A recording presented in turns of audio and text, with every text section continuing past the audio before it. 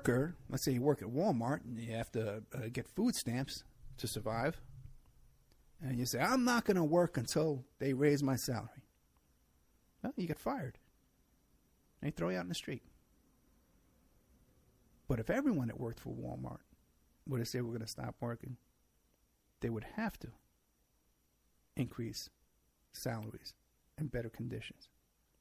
If all the workers in the country went on a general strike and stopped working, they would have to give us a legitimate, put our tax money toward legitimate health care and not in bombing little kids in other countries. If everyone did a worker strike, they would have to fix the water pipes up there in Flint, Michigan, and give people decent water to drink. If we all stop shopping, if one person stops shopping at Walmart, nothing happens. But if we all stop shopping, then something would happen. They would have to,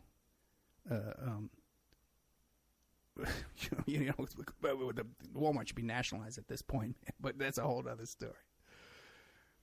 So I don't advocate one person running and grabbing your gun and start shooting at senators and congressmen, although their life is not worth a damn. They don't give a damn about your life. They don't give a damn about my life. The system we live under is intolerable. We live as slaves for these people.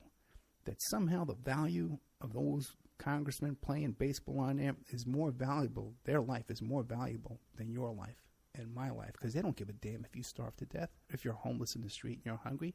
They don't give a damn if you can't pay your medical bills and you're dying from a hernia and a broken tooth. They don't give a damn about that stuff one bit.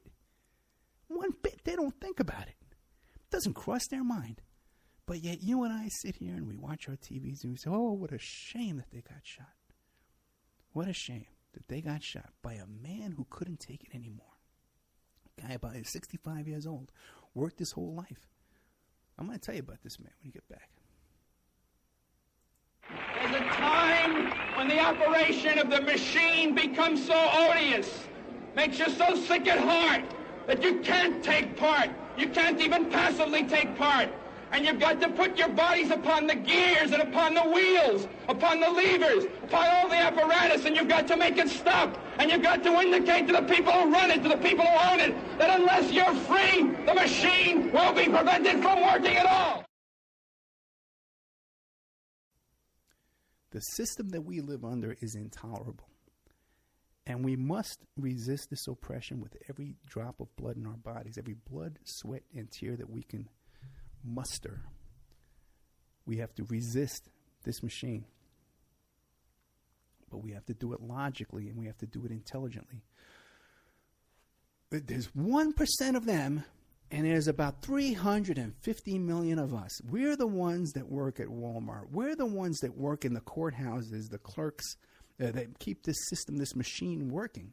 We're the ones that work at the Department of Justice. We're the ones that the prison guards and the supplying the supplies to the prisons and stuff like that. We are the ones who work in these big corporations like that are abusing the same people that work there, that treat their own employees like slaves. Now, you got this guy, I forget his name, okay? But he lives out there, I think it was Ohio, and he sells his businesses, and you see his life in Ohio where he's getting pulled over by the cops all the time. They pull up his traffic record. He's got some domestic violence things. He went through the system with the domestic violence. You can only imagine what. But you look at him, he was a businessman, owned several businesses. He was writing letters, doing everything he could. He was doing everything they tell us to do. Write letters to the editor. Write letters to your congressman. Call your congressman. Rally, stand out there and protest. Hold a sign. All the things they tell us to do. Have a peaceful protest out there in the street and hold your sign. Of course, the cops are going to send some guy armed with a knife in there to attack your friends. And he's not even going to get charged or get away with it. But this guy did everything he could. 65 years old. He had enough. I'm going to go to D.C. I'm going to protest the tax system. And then whatever happened there, he bought these guns along the way and he used these guns, okay? Again, bad move, counterproductive. But I can sympathize with this man who believed in the American dream, 65 years old, okay, worked his whole life. But this guy, if he had not have thrown away his life, we could have used someone like this if we all just woke up. All 350 million of us really woke up. Not this crap. Hey, I'm woke. I've been woke since 9/11. Not that crap. We need to wake up to the oppressive economic system that we have in this country, that we live like slaves, and they live like filthy, morbidly obese, greedy animals, preying on the rest of us, preying on our labor. That one that one has to work and sweat of his labor, that another can sit down and have his capital work for him, and reap the benefits of inherited money.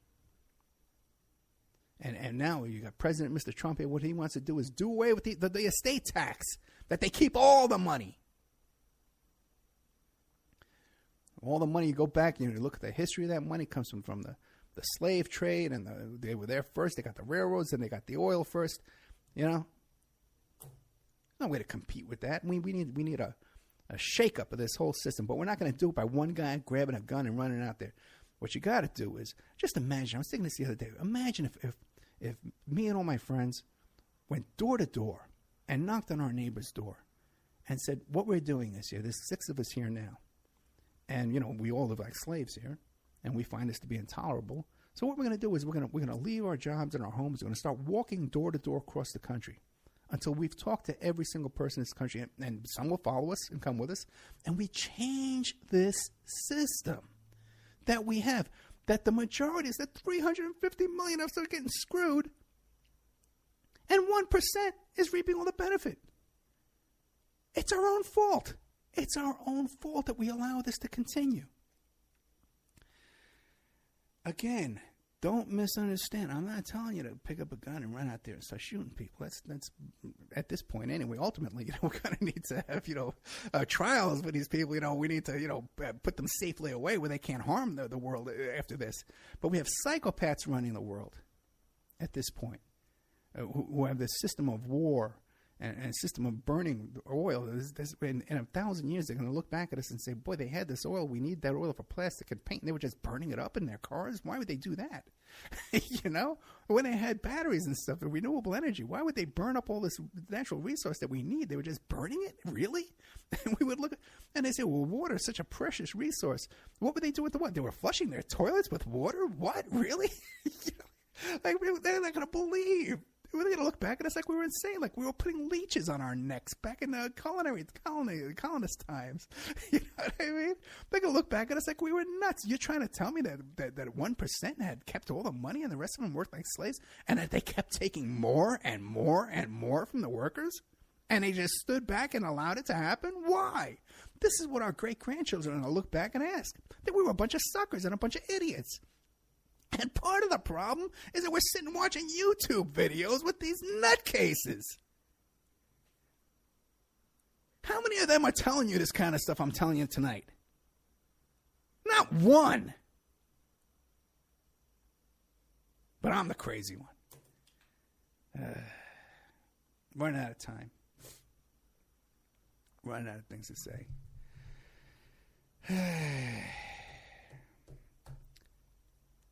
I really do enjoy doing this show. I really do.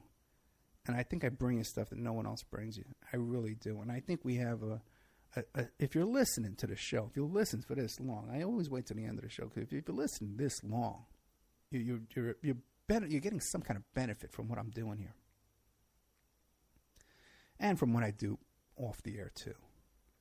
And some, especially in the past couple of weeks, if you listen to some of these shows in the member section, you'll hear me talking about stuff that's going on off the air. But I'm giving you content. I think I'm giving you value. You're sitting there and you're listening. So we have a synergetic relationship. We need each other, right? And what I'm asking you to do is to help support this effort. And he's always begging for money. Okay, fine. I'm always begging for money. Tough luck. You don't like it, don't listen. I am begging for money. All right, that I've put many, many hours this week alone, easily 80 hours into this show for you, and the information I'm giving you, which is real information. It's not nonsense. Okay? Do you see the guest side book? We just talked to a guy yesterday, Johnny Vedmore. Show's not up in the member section yet, but this guy from the UK, talented guy, young guy, musician. And he wrote this article about Theresa May, and her father was a fascinating story. None of this is in the mainstream news. His father was a priest that got married and worked in a hospital, married a patient. There's a hospital chaplain. And then suddenly he's working with some serial killer, some notorious serial killer, killed 130 people. So the guy's got to be doing. Theresa May's father was doing all the funerals and the last rites for this guy's victims. Okay, he didn't notice. Hey man, every time you go, you make a new friend, the guy turns up dead. He didn't notice this. So this guy Johnny Vedmore did an excellent show with me, and he's got a real talented guy. I want to put him on the air, put him on Awake, put him on the stations I'm on. Guy giving you real information, guy giving you the truth. Okay, this is the work I'm trying to do. In order to support this work, okay, you can make a donation. If you're already a member, you already bought a book, send a donation, oppenreport@gmail.com. Send a donation, guys. Go to oppenreport.com. There's a donate button on there. Make it nice and easy for you. Put any amount in there you want. Put $1,000 in there if you want. Okay? We're trying to get stuff done here. And I'm working all this time and effort, all this time, And sometimes I feel like it's just unappreciated. And then I'm spinning my wheels. And like I'm not giving you good advice. All right? I can tell you, in my work, a lot of people come to me for help. And they come to me for advice. And I get them out of their jam. I do this all the time. I'm working on something right now. Guy's got a big jeopardizing his whole career and his life and stuff like that. And I'm getting him out of the jam. Because I know a lot of people. I got a lot of resources. I can pull a lot of strings. But when it comes to this, if we want this situation to grow, we want more people to hear this, and maybe one day, maybe, just maybe. Look what I did with Epstein, with the Epstein story. I got that story out there, man. No one was talking about it. Go back and look. I'm not kidding you. And I think that my ideas and the work and the people I want to promote and these other hosts and stuff that I want to promote and get out there that bring you good information, we could build something here. Okay? But we can't do it if I'm starving and I can't fix my teeth and I got a hernia. I need $1,500 to fix this freaking hernia. Hey, we're out of time.